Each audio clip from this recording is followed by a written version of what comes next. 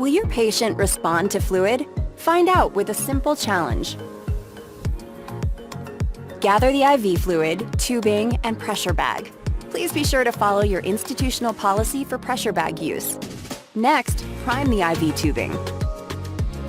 Make sure there is no bolus running before you start the test. Maintenance fluids and IV medications are okay. Your patient can be in any position that is comfortable, but they'll have to stay that way for the entire test.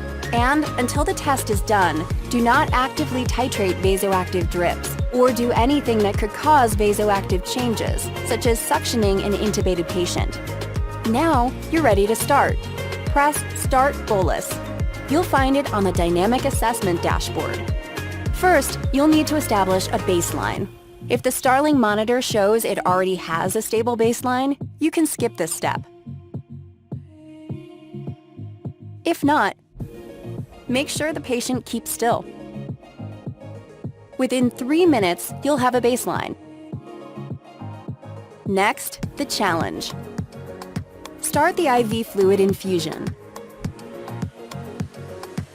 A 250 milliliter bolus must be infused in less than 5 minutes. A 500 milliliter bolus must be infused in less than 10 minutes.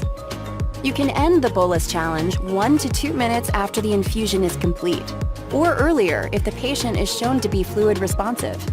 How will you know? If the SVI is 10% or more, the patient is fluid responsive. If less than 10%, the patient is not fluid responsive.